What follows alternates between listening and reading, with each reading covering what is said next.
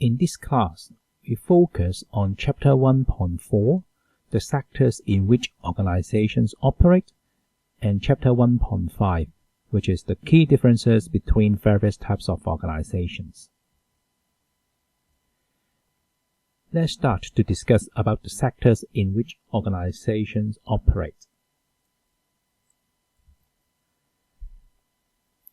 A further difference between organizations is the markets in which they operate. There are a range or a large number of different sectors, which include: first, agriculture. For example, the production, processing, and packaging of foodstuffs is all under agricultural sector. And mining. The organization in the mining sector is to extract or process of minerals. And next, finance sector. It includes banks and other companies that profit through investments and the lending of money to others. They are all financial institutions. And fourth, retailers. It includes those activities in the sale of goods produced by manufacturers to consumers. So a lot of point of sales or the retailers are under the retailer segment. Servicing. The fifth segment or sector we discussed is servicing. It includes the production of intangible goods and services to serve different customers. And another sector we would like to share with you is transportation. It is the movement of goods between locations or the movement of people between locations. So all these sectors we discussed, including agricultural, mining, finance, retailers, service, and transportation. Now, we move to the final topic of this chapter, the Chapter 1. It is the key differences between various types of organizations. We have 6 different elements to discuss on the differences between various types of organizations. First, ownership. For many private sector organizations, they are likely to be owned by individual owners or shareholders. Definitely, it depends on the types of organization.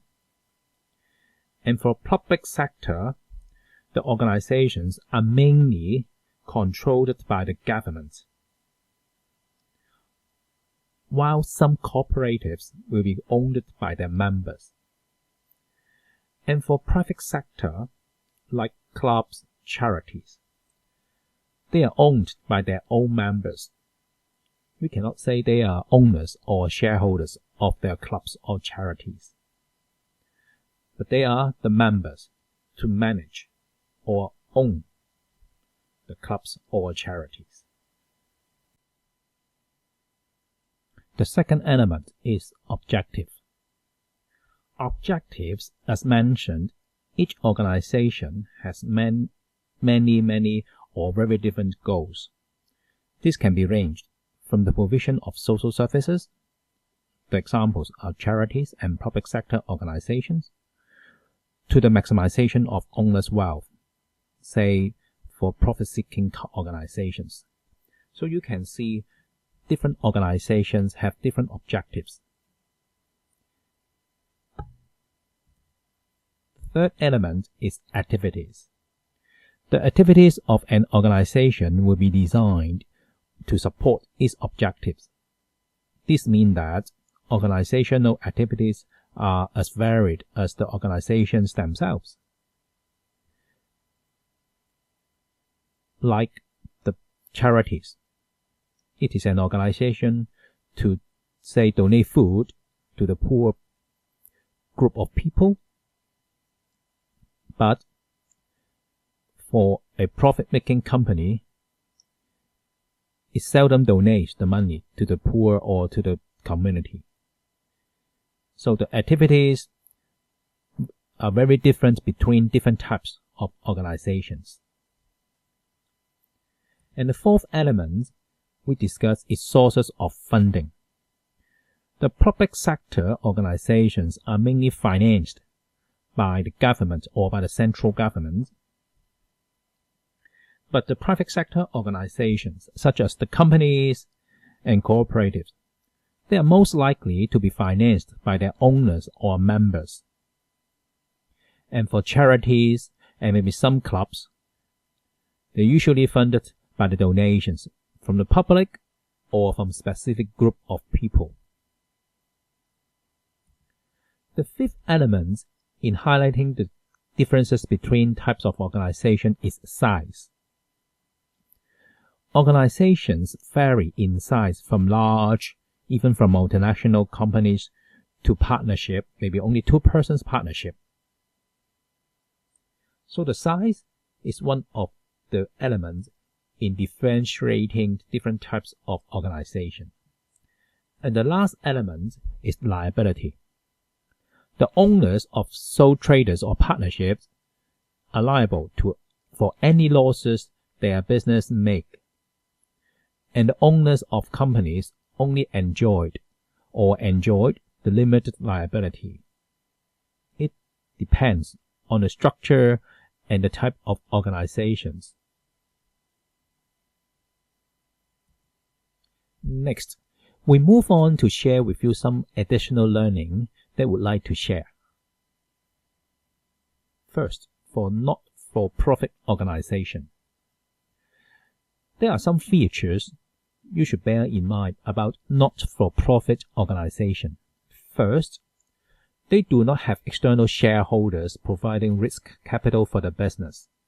In other words, they are owned by a group of people that they don't provide any capital or money for the organization.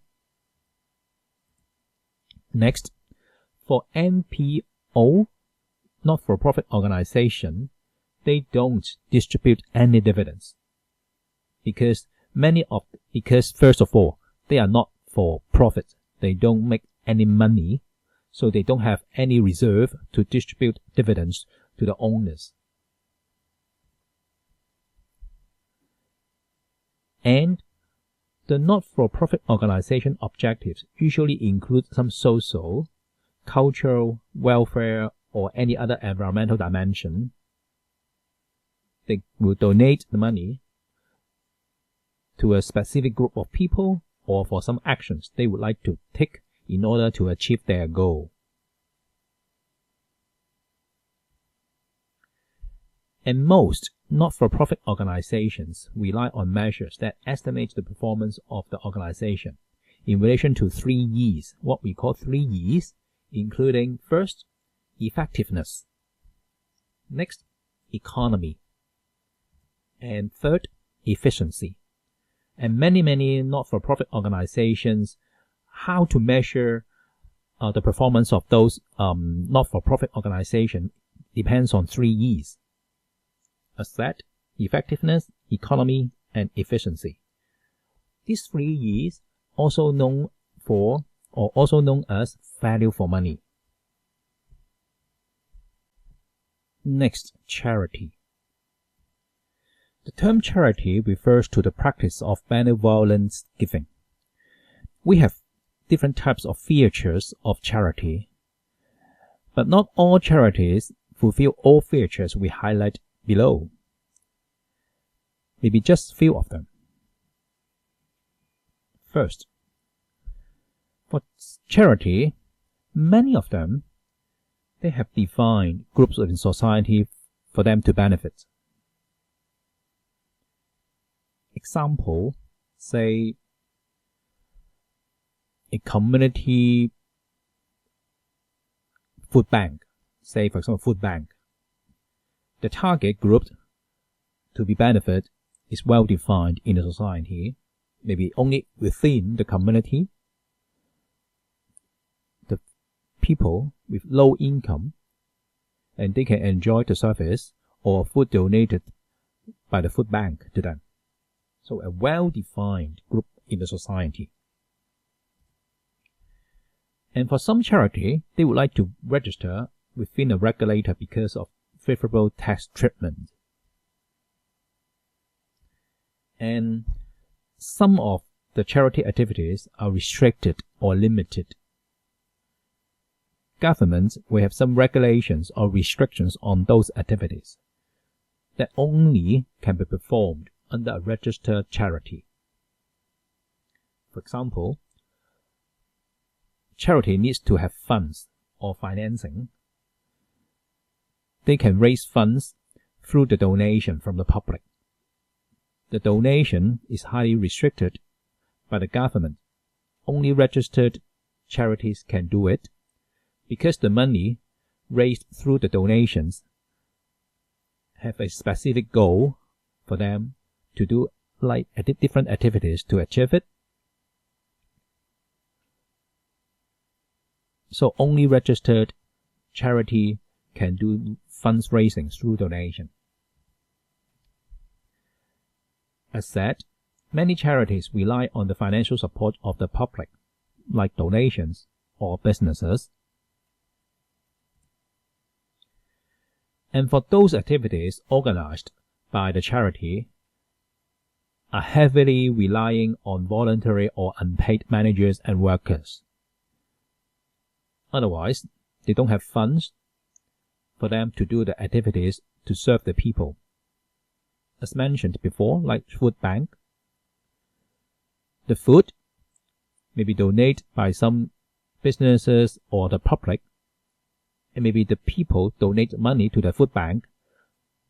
The food bank need to buy the food from the markets, and they need the people or workers to help them to deliver the food to the people they would like to serve, and those workers for delivery are unpaid workers to do it.